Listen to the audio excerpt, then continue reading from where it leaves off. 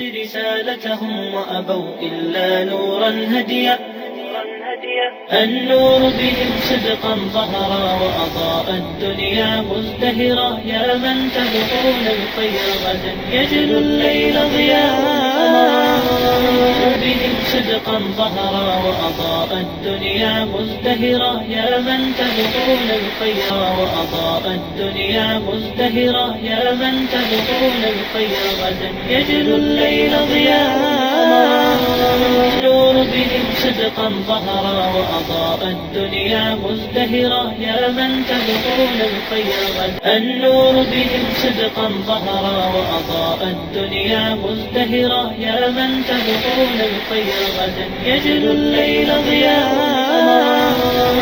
بهم صدقا ظهرا وأضاء الدنيا مزدهرا يا من تبغون الخير وأضاء الدنيا مزدهرا يا من تبغون الخير غدا يجل الليل ضياء النور بهم صدقا ظهرا وأضاء الدنيا مزدهرا يا من تبغون الخير غدا يجل الليل ضياء. السلام عليكم ورحمة الله وبركاته dhammaan daawadayaasha qiimaha badan meel walba joogtaan waxaad ku soo dhawaataan tartan aqooneedkani dugsiga hoose dhexe iyo sare Al Rashaad oo arbaco waliba uu qaban jiray arbacadanna waxa ku madalsan arday ka socota fasalada dugsiga sare gaar ahaan fasalka form 3 iyo fasalka form 2 maanta ay tahay 16ka bisha 3 2022 ayaa waxa ay isku arki doonaan tartankan labadan fasalan hadda magacaabay fasalada waxaan filayaa inay aad u diyaar garoobeen maadaama isbuucyo badan ay diyaar garowgii ay wadeen imtixaan kooban oo imtixaan bileed ah oo aan ku maqnayn awgiisa maanta waxa dib u qaban doonaa tartankeeni wareega ahaa oo isku arkayeen dhammaan fasalada dugsiga hoose dhexe iyo sare Al Rashaad horeyna waxa uu tartamay fasalo badan halkan waxa ay ku kala qaateen dhibco yaani guul iyo guul darro ah halkan waxaan ku haynaa labada fasal ayaguna maanta waxa ay la kulmi doonaan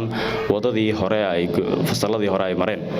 oo aan ula jeedo fasaladii halkan ka guuleystay midkood un ay noqon doonaan fasalada halkan fadhiya labada fasal ee meeshan maanta ku madalsan bal waan arki doonaa labada group waxa ay kala helaan insha Allah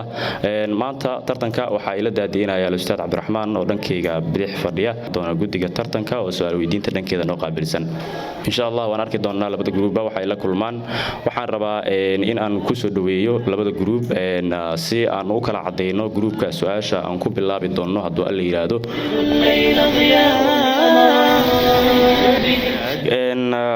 fasalka form 2 ayaa noqday group A oo mar walba su'aasha ayaga lagu bilaabi doonaa si lamid ah fasalka form 3 oo ah dhiga la tartamaya fasalka form 2 ayagana waxa ay heleen B waa form 2 oo A qaatay sidoo kale form 3 oo noqday B way hay tartankeena intuusan bilaaban waxaan ku daahfurnaynaa ayadaha quraanka kariimka iyo qowlkii Eebe waxaan inagu daahfuri doonto ardayda lagu magacaabo Ruqiyo Cabdullaahi Maxamed oo tartankeena inagu daahfuri doonto ayadaha quraanka kariimka soo dhaw ustaad أعوذ بالله من الشيطان الرجيم بسم الله الرحمن الرحيم الرحمن علم القرآن خلق الإنسان علمه البيان الشمس والقمر بحسبان والنجم والشجر يسجدان والسماء رفعها ووضع الميزان ألا تطغوا في الميزان وأقيموا الوزن بالقسط ولا تخسروا الميزان والأرض وضعها للأنام فيها فاكهة والنخل ذات الأكمام والحب ذو العصف والريحان فبأي آلاء ربكما تكذبان خلق الإنسان من صلصال كالفخار وخلق الجن من مارج من نار فبأي آلاء ربكما تكذبان هذه ما سنت ardaydaasi ayadaha quraanka kariimka ay ugu daafuraysay tartankeena galabtan waxaan u gudbaynaa qaybihii hore ee tartankeena waxa ayadaha quraanka kariimka ay ugu daafuray ardayd ka socotay fasalka form 2 markan waxaan u gudbaynaa qaybtii su'aal weydiinta waxaan idinku wareejin doonaa al-Ustaad Cabdul Aziz su'aalaha waxaa ku bilaabaynaa fasalka 10aad oo iyagu ah group A markastana su'aalaha iyaga lagu bilaabi doonaa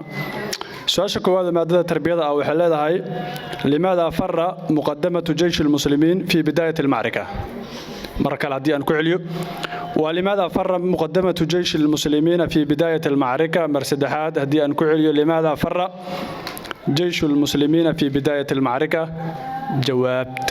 النور بهم صدقا ظهرا وأضاء الدنيا مزدهرا يا من تبغون الخير غدا يجل الليل ضياء بهم صدقا ظهرا وأضاء الدنيا. بسم الله أنا عائشة عبد الله علمي كان سعود ترتماش فصل كتبنات سؤال الودي جوابت ذي حين قدمتها إن شاء الله لأنهم وجهوا بالسهام والنبال تأتيهم من كل جانب لأنهم وجهوا بالسهام والنبال تأتيهم من كل جانب. su-aasha koowaad oo maadada tarbiyada ahayd ee la weydiiyey fasalka 10aad jawaabtay ka bixiyeen waa jawaab sax ah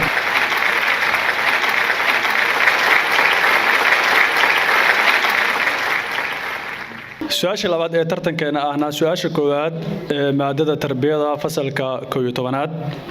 waxay u dhacaysaa sida tan fi ay caamin kaana faradu siyaami wa zakaa اذكر الحكمة مركز هذه أن كسر عليه في أي عام كان فرض الصيام والزكاة واذكر الحكمة مرسدحات هذه أن كسر عليه في أي عام كان فرض الصيام والزكاة واذكر الحكمة جوابت النور بهم صدقا ظهرا وأضاء الدنيا مزدهرا يا من تبغون الخير غدا يجل الليل ضياء بهم صدقا ظهرا وأضاء الدنيا. أنا مقعي يحيى عبد الرحمن علمي أو كصعداء جروبي فصل كيف تري سؤال جاوبت هذا اسكت يحيى نقني في السنة الثانية من الهجرة فريضة صيام رمضان. الحكمة تحقيقا لكثير من الأوزار التي يعانيها عدد كبير من المهاجرين اللاجئين. في السنة الثانية من الهجرة فرض صيام رمضان. الحكمة تخفيفا لكثير من الأوزار التي يعانيها عدد كبير من المهاجرين اللاجئين. السؤال اللبعض ترتكينا هيدنا السؤال كواد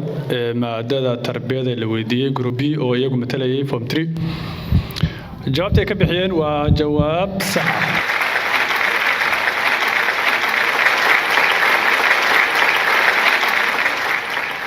su-aasha saddexaad guud ahaan tartanka ahna su-aasha labaad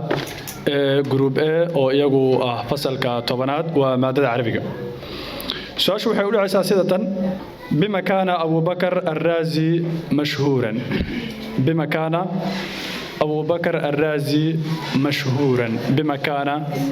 أبو بكر الرازي مشهورا جوابت النور بهم صدقا ظهرا وأضاء الدنيا مزدهرا يا من تبغون الخير غدا يجل الليل ضياء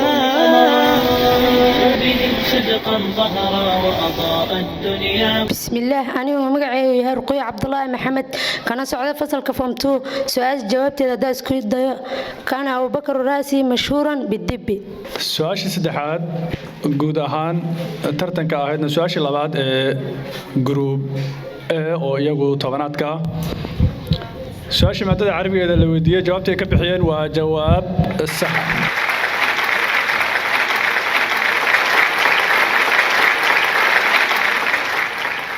waa dhanka iyo group B oo form 3 ah waa isla maadada carabiga su-aashu waxay leedahay sida tan عرف الإنشاء عرف الإنشاء مرسدحات هدي أن كعليو وعرف الإنشاء جوابت النور بهم صدقا ظهرا وأضاء الدنيا مزدهرا يا من تبغون الخير غدا يجل الليل ضياء بهم صدقا ظهرا وأضاء الدنيا. بسم الله الرحمن الرحيم أنا مقعي عبد الحق عمر عبد الله كان صعود فصل كفوم 3 جروب بي سؤال جوابت هذا اسكت وحنا كرتا هو الكلام الذي لا يحتمل بالكذب والصدق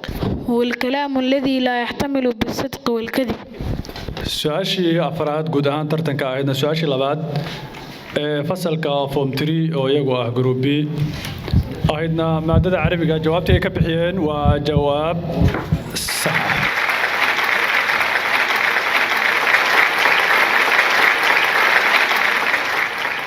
bismillaah waxaan gelaynaa maadada saddexaad ee tartanka waana maadada biology-ga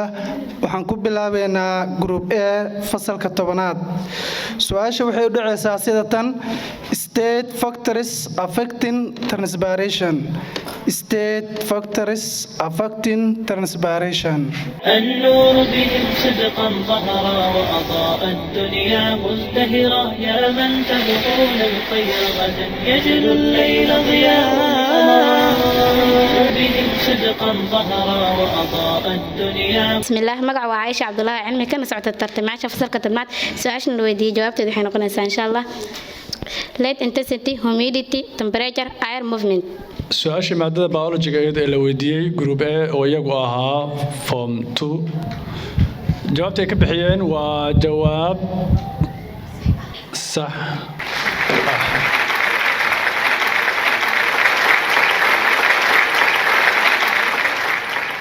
waa tahay markaana group B fasalka 11aad su-aasha koowaad ee biology-ga waxay u dhacaysaa sida tan state 3 major types of interaction among space state 3 major types of interaction among space النور بهم صدقا ظهرا وأضاء الدنيا مزدهرا يا من تبغون الخير غدا يجد الليل ضياء بهم صدقا ظهرا وأضاء الدنيا. بسم الله أنا مقعي سلمى عبد الله عبدي كنا صعد فصل كيف تري قارعان جروبي سؤال جوابت ذوحي نقول إن شاء الله combination symbiosis and predator combination symbiosis and predator. su-aashii labaad ee maadada biology-ga ahayd ee tartankeena la weydiiyey group B oo iyagu ah form 3 jawaabtay ka bixiyeen waa jawaab qalad ah. waa tahay markan waxaa galaynaa maadada afraad waana maadada chemistry-ga su-aasha koowaad waxaan ku bilaabaynaa group A fasalka 10aad waxayna u dhacaysaa sida tan differentiate between ionic compound and covalent compound differentiate between ionic compound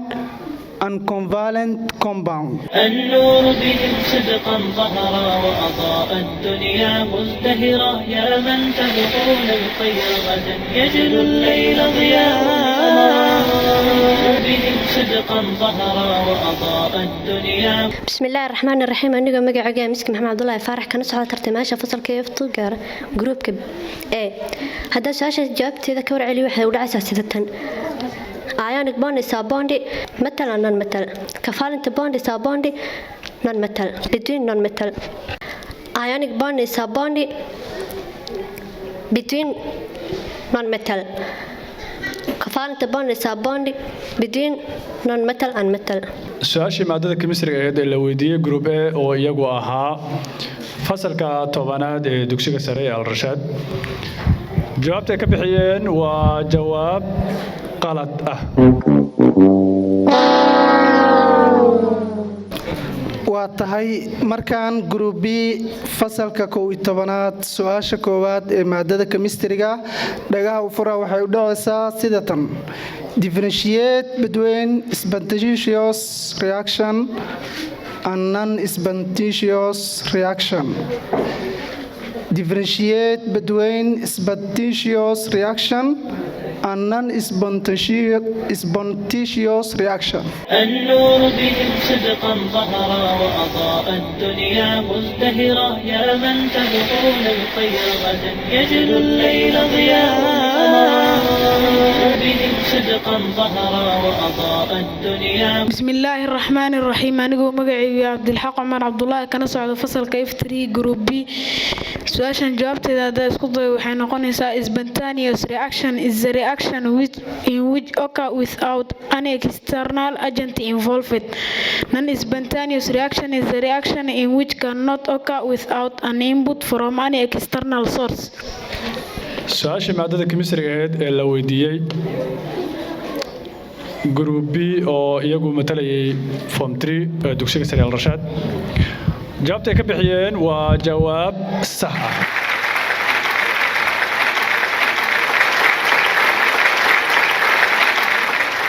waa tahay markaan waxaa soo gaarnay maadada shanaad ee tartanka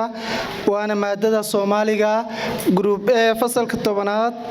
dhagaha u fura su'aasha koowaad ee Soomaaliga waxayna u dhacaysaa sida tan sheeg yaa curiyay gurowga la yiraahdo uurka ka heshiiya sheeg yaa curiyay gurowga la yiraahdo uurka ka heshiiya Soomaaliye النور بهم صدقا ظهرا وأضاء الدنيا مزدهرا يا من تبغون الخير غدا يجد الليل ضياء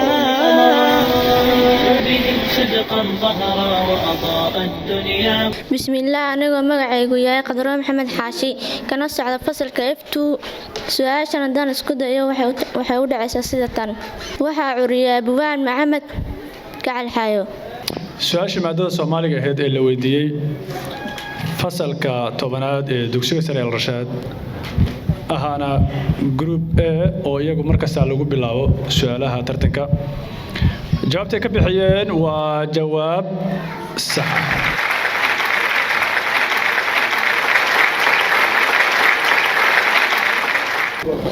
bismillaah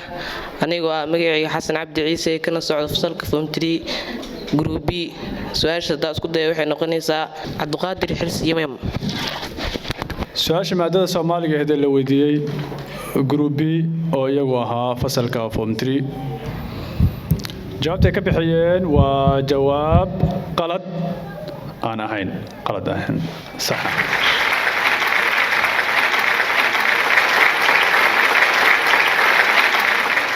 waa tahay markaan maadada 6aad waana maadada Englishka waxaan ku bilaabeynaa fasalka 10aad oo ah group A su'aasha koowaad waxay u dhacaysaa sida tan what is about النور بهم صدقا ظهرا وأضاء الدنيا مزدهرا يا من تبغون الخير غدا يجد الليل ضياء بهم صدقا ظهرا وأضاء الدنيا. بسم الله أنا ومقعيق وياي قدران محمد حاشي كان على فصل كيفتو هدان اسكود ايو سؤال شان وحاود عسى سيدة A bit is someone who written language. A bit is someone who written language. su-aasha maadada Englishka ahayd ee la weydiiyey group A oo iyagu markasta xaq u leh in lagu bilaabo su'aalaha tartankeenan galabta ah ee iskuulka Al Rashaad jawaabtay ka bixiyeen fasalka 10aad maadada Englishka ee la weydiiyey waa jawaab qalad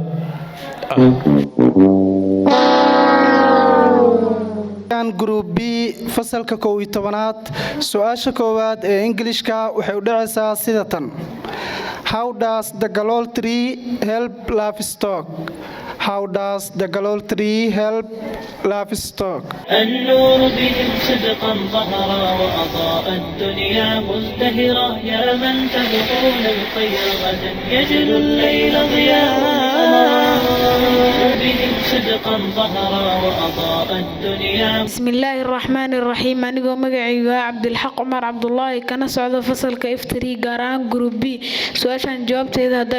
هذا اسكت وحين نقنيسا It needs are one of the camel's favorite in dry seasons.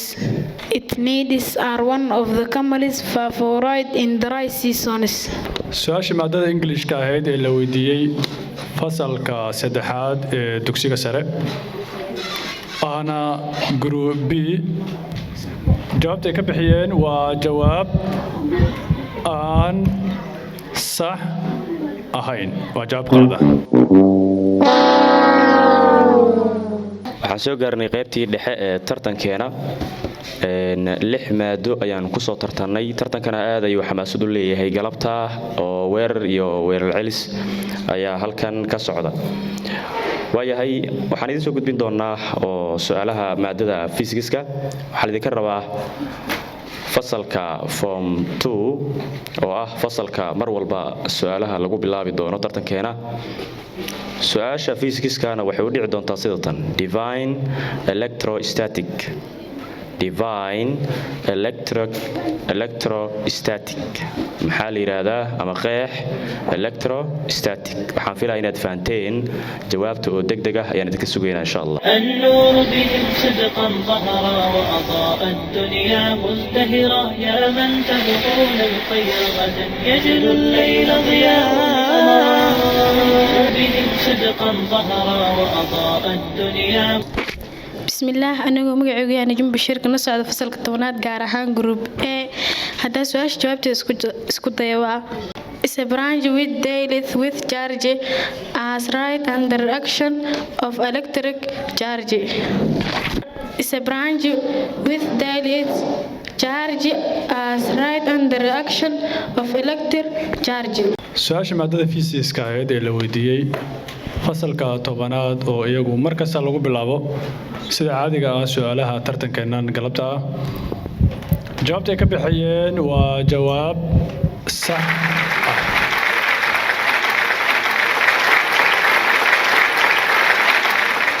waayahay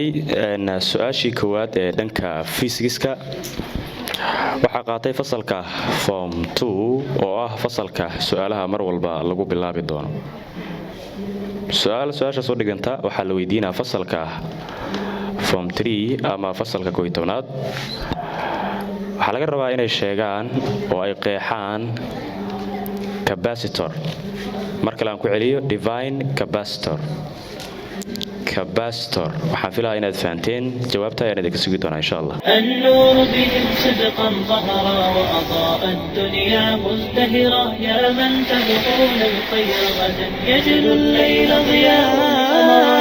النور بهم صدقا ظهرا وأضاء الدنيا anigu magacaygu yahay Ruqiya Xasan Salaad una tartamayso fasalka F3 gaar ahaan groupka B su-aashana la weydiiyey jawaabteeda haddii aan ka warcelino capacitor is a device which is used to store electric charge su-aasha labaad ee maadada fiisigiska ahayd ee la weydiiyey fasalka form 3 ee dugsiga sare Al Rashaad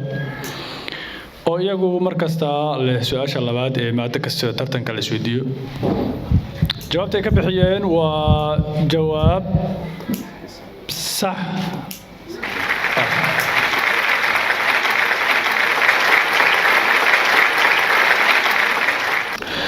halkaas waxaan ugu gudbaynaa maadada fiisigiska waxaan u gudbaynaa maadada xisaabta qalinka iyo warqadda isdulsaar oo isku diyaariya inaad shaqayso waxaan ku bilaabi doonaa sida caadada inoo ahaydba fasalka 10aad waxaa idinka doonayaa xisaabtan soo socota inaad xalisaan haddii 9 ku jibaaran m ama ma ay la mid tahay 3 ku jibaaran 4 haddaba soo saar qiimaha m ama ma mar kale aan ku celiyo waxaa laydinka rabaa su-aashan xisaabta ah in jawaabteeda aad bixisaan yacni haddii 9 ay ku jibaaran tahay m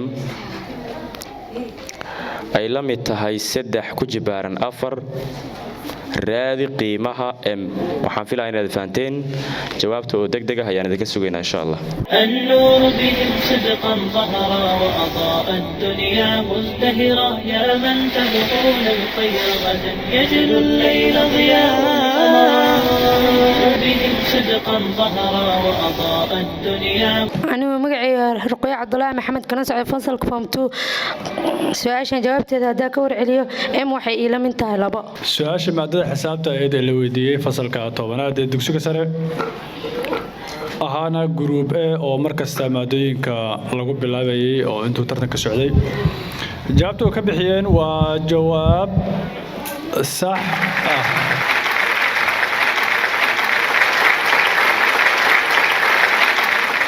waayahay waxaan u gudbaynaa fasalka xiga isla maadada xisaabta waa fasalka form 3 haddii f of x ay la mid tahay x plus 2 iyo g of x ay la mid tahay ayaduna x plus 3 raadi f of g of x marka ugu dambeysa aan ku celiyo haddii f of x ay la mid tahay x plus 2 ama xa lagu daray 2 iyo g of x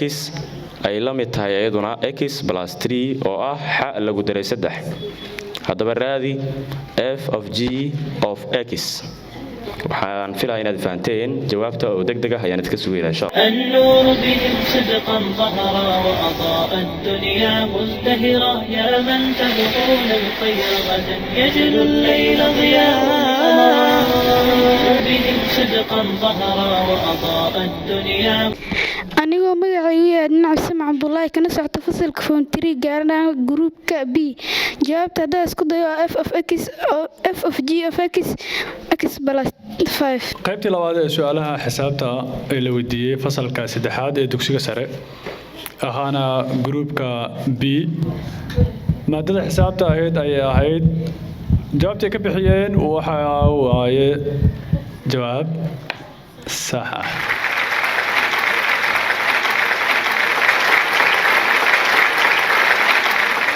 waayahay waxaan halkaa ugu gudbaynaa maadada xisaabta waxaan u gudbaynaa maadada technology su-aasha koowaadna waxaa iskale fasalka tobanaad waxaa laidinka doonayaa inaad qeexdaan multimedia divine multimedia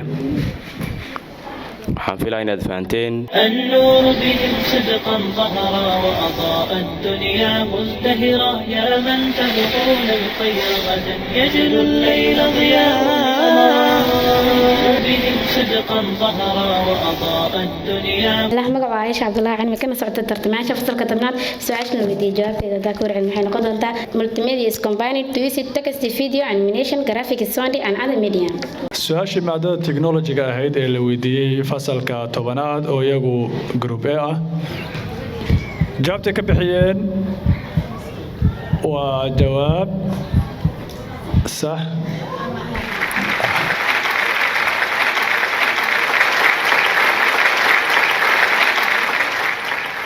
waayahay su-aashaas u dhiganta waxaa la weydiinayaa fasalka 11aad maadada technology si degan u dhageyso waxaa laydinka rabaa what does consist of PowerPoint presentation what does consist of PowerPoint presentation muxuu ka kooban yahay PowerPoint presentation ama PPT presentation aan ku celiyo marka ugu dambeyso waxaa laydinka rabaa what does consist of PowerPoint presentation muxuu ka kooban yahay PowerPoint presentation waxaan filaa inaad fahanteen jawaabta degdeg ah ayaan idinka sugaynaa insha Allah. النور بهم صدقا ظهرا وأضاء الدنيا مزدهرا يا من تبغون الخير غدا يجد الليل ضياء بهم صدقا ظهرا وأضاء الدنيا. anigoo magacayga Faadimo Cumar Cabdullaahi kana socdo fasalka F3 su'aashan jawaabteeda haddaan isku dayo waxay noqonaysaa PowerPoint presentation is composed of series of slides. su-aashii technology ahayd su-aashii labaad ee maadada technology-ga ee la weydiiyey group B oo iyagu fasalka form 3 ah jawaabtay ka bixiyeen waa jawaab sax ah.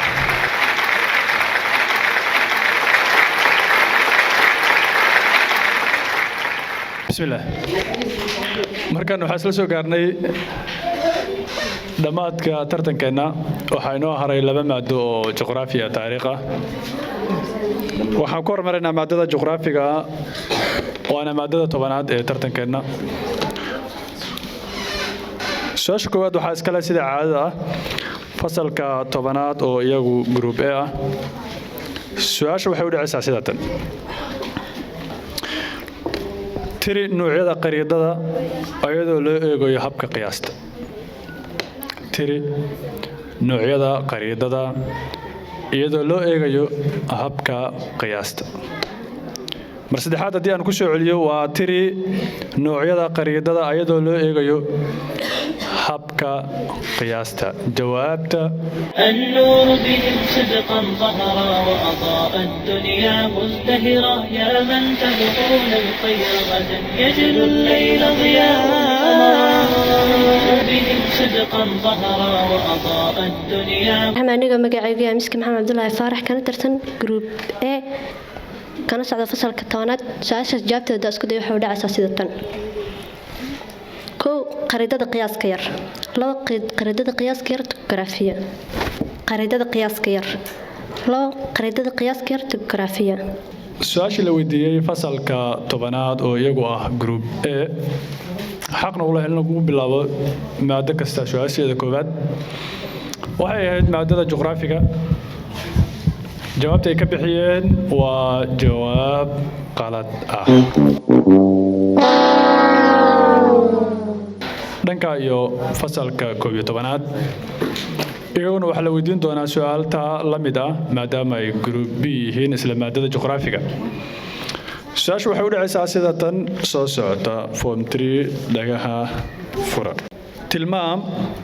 loolalka ay ku fidsan yihiin gobolada cimilada kulul iyo gobolada badhaalaha ah tilmaam loolalka ay ku fidsan yihiin gobolada cimilada kulul iyo gobolada badhaalaha ah mar saddexaad haddii aan ku soo celiyo waa tilmaam loolalka ay ku fidsan yihiin gobolada cimilada kulul iyo gobolada badhaalaha ah النور بهم صدقا ظهرا وأضاء الدنيا مزدهرا يا من تبغون الخير غدا يجل الليل ضياء النور بهم صدقا ظهرا وأضاء الدنيا anigoo magacaygu yaadna cabdisamac cabdulaahi kana socota fasalka form 3 gaar ahaan gruupka B su-aashan jawaabteeda haddii aan isku dayo waa loolalka ay ku fidsan yihiin gobolada kulaalaha waa 0 digrii ilaa 30 digrii waqooyiga koonfurta dhulbaraha halka ay ku fidsan yihiin gobolada badhaalaha 0 digrii ilaa 5 digrii meelaha qaar waxaa laga yaabaa inay gaaraan 10 digrii waqooyiga koonfurta dhulbaraha su-aasha labaad ee maadada juqraafiga ee la weydiiyey fasalka 11aad ee dugsiga sare jawaabta ay ka bixiyeen waa jawaab sax ah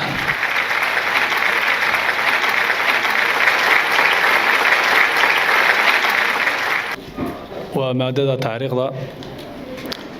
idinkana ah group A markastana xaq u leh in la idinku bilaabo su-aalaha tartankan galabta su-aashu waa isasaar dhowr su-aalo isa saaran oo murakab ah waxay u dhacaysaa sida tan goormaa ayaa la aasaasay dowladdii umooyinta kuma ayuu ahaa hogaamiyihii ugu horreeyey ee dowladda umooyinta imise sano ayuu talada hayay mar labaad haddii aan ku soo celsho goorma ayaa la aasaasay dowladda umooyinta kuma ayuu ahaa hogaamiyihii ugu horreeyey ee dowladda umooyinta imise sano ayuu talada hayay mar saddexaad haddii aan ku soo celsho goorma ayaa la aasaasay dowladda umooyinta kuma ayuu ahaa hogaamiyihii ugu horreeyey ee dowladda umooyinta imise sano ayuu talada hayay jawaabta النور بهم صدقا ظهرا وأضاء الدنيا مزدهرا يا من تبغون الخير غدا يجل الليل ضياء النور بهم صدقا ظهرا وأضاء الدنيا anigoo magacaygu yahay ruqay cabdulaahi maxamed kana socday fasalka form 2 su-aashan jawaabteeda hadda isku dayo waxaa la aasaasay 91 hijriyada hogaamiyihii ugu horreeyay wuxuu ahaa Mucaawiya bin Abi Sufyaan wuxuu xilka hayay 20 sano su-aashii la weydiiyey fasalka 10aad ee iyagu ahaa group A ee ahayd maadada taariikhda oo 3 su-aalo isa saaran ahayd una dhacaysay goorma ayaa la aasaasay dowladda umooyinta kuma ayuu ahaa hogaamiyihii ugu horreeyey ee dowladda umooyinta imise sano ayuu talada hayay jawaabtay ka bixiyeen waa jawaab qalad ah fasalka 3aad ee dugsiga sare iyagu waa group B markasta waxay xaq u leeyihiin in la weydiiyo su-aasha labaad ee isla maadada marka lagu tartamayo su-aashu waxay u dhacaysaa sida tan goorma ayaa la aasaasay xisbi goboleedkii uu hogaaminayay sheekh cabdulaahi baqdaadi goorma ayaa la aasaasay xisbi goboleedkii uu hogaaminayay sheekh cabdulaahi baqdaadi goorma ayaa la aasaasay xisbi goboleedkii uu hogaaminayay sheekh cabdulaahi baqdaadi jawaabta النور بهم صدقا ظهرا وأضاء الدنيا مزدهرا يا من تبغون الخير غدا يجل الليل ضياء بهم صدقا ظهرا وأضاء الدنيا. بسم الله anigoo magacaygu yahay Faadimo Cumar Cabdullaahi kana socota fasalka F3 su'aashan jawaabteeda haddii isku dayo waxay noqonaysaa waxa la aasaasay 1947 su-aashii maadada taariikhda ahayd ee la weydiiyey fasalka saddexaad ee dugsiga sare ahaana group B markastana la weydiinayo su-aasha labaad ee maado kasta ee lagu tartamayo su-aashu waxay ahayd su-aal taariikh ah waxayna ahayd su-aasha ugu dambeyso guud ahaan tartankeena maadooyinka aan ku tartamaynay balse jawaabta ay ka bixiyeen waa jawaab sax ah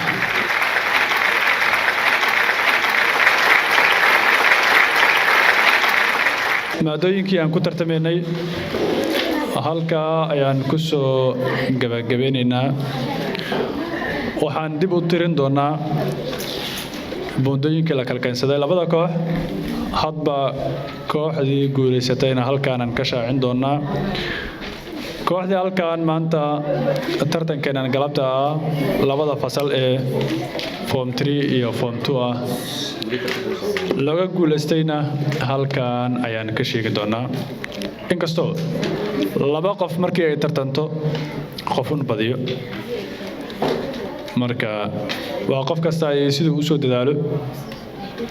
siduu xil isaga saaro maadooyinkii lagu qoray iyo siduu u soo diyaariyeyba markaan aan u fadhino tartanka ka hor dhibcaha waxaa noo sheegi doono al-ustaad cabdilkariim maadooyinka la gafay iyo inta la saxay iyo wadartaba haddii ay su-aalaha la isweydiiyey natiijada ka soo baxda ay noqoto mid isla eg waxaan aadi doonaa su-aalo dheeri ah oo aqoon guud ah haddii ay noqoto mid kala badis ahna waa sheegi doonaa kooxda badaseed aad ayuu u mahadsan yahay al-ustaad cabdulcasiis waxaan soo gaarnay gabagabadii tartankeena waxaan ku tartannay maadooyin gaaraya 11 maado su-aal gudbinta iyo jawaabuhuba si wacan ayay nagu soo gabagaboobeen labada fasal ee tartamayay oo kala ah fasalka form 3 iyo form 2 natiijada guud intaanan ku dhawaaqin ka hor dhibcaha sida loo kala qaatay ayaan sheegaynaa maadada ugu horeysay aan isweydiinay tartankeena waxay ahayd maadada tarbiyada labada fasalba labada dhibcood way kala qaateen maadada labaad ee tartankeena waxay ahayd carabi oo si la mid ah ayadana labada dhibcood waa la kala qaatay maadada saddexaad ee biology-ga ahayd fasalka form 3 ayaa garan waayay maan dhahnaa mise ilduufay su-aashii biology-ga oo halkaas 0 ayay ku qaateen balse laakiin dhigga la tartamaya fasalka form 3 ahna fasalka 10aad biology-ga waa ay garteen laba dhibcood ayay halkaas ku qaateen markii aan soo gaarnay maadadii afaraad ee chemistry-ga ahayd ayaa fasalka form 3 waxay la yimaadeen laba dhibcood balse laakiin fasalka form 2 ayaa ayaguna il duufay su-aashaas jawaabteeda oo halkaas waxay ku qaateen eber waxaan soo gaarnay maadadii Soomaaliga labadu fasalba waa ay garteen oo min laba dhibcood ay ka qaateen si la mid ah maadada Englishka markii su'aal weydiinta la gaaray jawaabtii laga filayay labada group ma aysan bixin oo halkaas waxay ku qaateen eber iyo eber physics markii aan soo gaarnay oo ah maadooyinka maanta lagu tartamayay mid kamid ah labaduba waa ay garteen oo aan ula jeedo fasalka form 3 iyo fasalka form 2 xisaabta oo ah maadada sideedaad ee tartankeena labada fasalba waa ay garteen si la mid ah maadada technology-ga oo ayaduna ah maadada sagaalaad waa la wada gartay balse markii la soo gaaray maadada juqraafiga fasalka form 3 ayaa jawaabtii la weydiiyey su-aashii la weydiiyey jawaab sax ah ka bixiyey balse laakiin dhigga la tartamaya form 3 oo ah fasalka form 2 waa ay gara waayeen ama waa ay la duufeen si la mid ah history ama taariikhda fasalka form 3 ayaa gartay fasalka form 2 waa ay ilduufeen marka labadaas maado eber ayay qaateen si la mid ah maadada Englishkana eber ay qaateen maadada chemistry-gana eber ayay qaateen oo halkaas waxay ku heleen wadarta dhibcaha guud ee fasalka 10aad 14 dhibcood si la mid ah fasalka form 3 oo ah dhiga la tartamayay fasalka form 2 ayaa ayaguna waxa ay qaldeen laba maado oo ah biology-ga iyo English-ka sidaasna waxay ku heleen dhibco gaaraya wadarta guud ee dhibcaha marka aan fiirinay oo aan dejinay 18 dhibcood tartanka waxa ay guusha halka ku raacday fasalka form 3 tartankan galabkan waxa uu sameeyey weji kale tartamadii hore aan qabanay waxa ay ahaayeen mar walba laba fasal oo kala weyn ay kulmaan waxaa badin jiray fasalka yar balse laakiin maanta form 3 waxa ay jibiyeen iskoorkii waxaana leenahay hambaliyo dadaalkaana weli waxaa idin dhiman tartamo kuwan ka adag dad soo badiyey dad yacni waqti badan sugaya tartankan inay ka qayb qaataan idinkuna ha isdhigan oo ha dhihin waa badiseen waxa soo socdana waa iska sahlan yihiin waana mahadsantihiin sida waxaanay su'aalaha u jawaabteen labada gruubba tartanka akhlaaqda uu ku dheehan yahay iyo habgudbinta wanaagsan waxaan idin leeyahay waan idinkaga tegaynaa anigoo ka mas-uula guddiga tartanka ee dugsiga hoose dhexe iyo sare ee Al-Rashaad kaga tegaynaa aayadaha quraanka kariimka iyo qolkii eebe waxaan aqrin doono Yaxya oo ka mid ah ardayda fasalka form 3 a'uudhu billahi minash shaytaanir rajiim alladheena ja'alul qur'aana 'idiin fawarabbika lanas'alannahum ajma'in 'amma kanu ya'malun فاصدع بما تؤمر وأعرض عن المشركين إنا كفيناك المستهزئين الذين يجعلون مع الله إلها آخر فسوف يعلمون ولقد نعلم أنك يضيق صدرك بما يقولون فسبح بحمد ربك وكن من الساجدين واعبد ربك حتى يأتيك اليقين